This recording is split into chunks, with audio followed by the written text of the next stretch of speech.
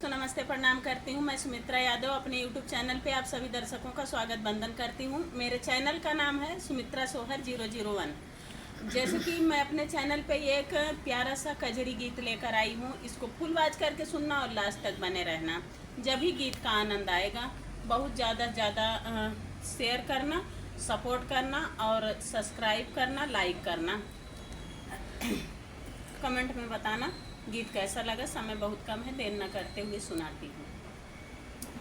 जैसे सड़किया पे गर्दा उड़ै रे नाना दी, अरे गर्दा उड़ै रे नाना दी, अरे वही से उड़ै जिया हमारी छोटी रे नाना दी, अरे वही से उड़ै जिया हमारी छोटी रे नाना दी।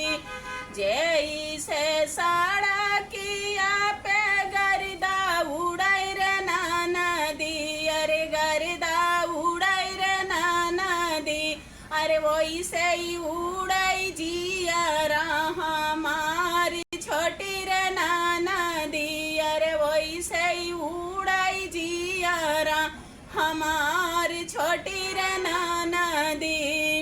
यही रे कसुरिया तोहरा भैया जपौते रे नाना दी, तोर भैया जपौते रे नाना दी, अरे देत्यूं सुल्तानपुर में बान्हावाई छोटी रे नाना दी, अरे जेलिया माँ देत्यूं डर वाई छोटी रे नाना दी।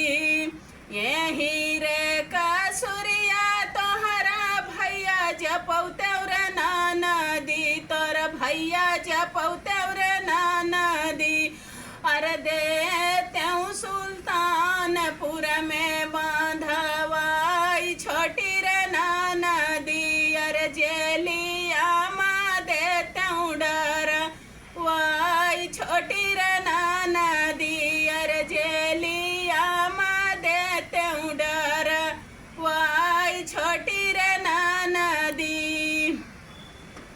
कामना कसुरिया मोरा भैया कैले रे भाऊजी, मोर भैया कैले रे भाऊजी, अरे देव्यू सुल्तानपुर में बांधवाई हमारी रे भाऊजी, अरे जेलिया में देव्यू डर वाई हमारी रे भाऊजी। कामना कसुरिया हमारा भैया ज कैले रे भाऊजी, मोर भैया ज कैले रे भाऊजी, अरे देव्यू सुल्तानपुर में बांधवाई हमारी रे भाऊजी, अरे जेलिया माँ देव्यू डर वाई हमारी रे भाऊजी, अरे जेलिया माँ देव्यू डर वाई हमारी रे भाऊजी। नाकी कई नाथियावा तोरा भैया जब चले रे नाना दी, तोर भैया जब चले रे नाना दी, अरे यहीं से देवई बान्हावाई छोटी रे नाना दी। नाकी कई नाथियावा तोहरा भैया जब चले रे नाना दी, तोर भैया जब चले रे नाना दी, इहै कसुरिया देवई बान्हावाई छोटी रे नाना दी, अरे जेलिया माँ देवई डर वाई छोटी रे नाना दी। इहै कसुरिया देवई बान्हा वाई छोटी रे नाना दी, अरे जेलिया माँ देवई डर वाई छोटी रे नाना दी, अरे जेलिया माँ देवई डर वाई छोटी रे नाना दी।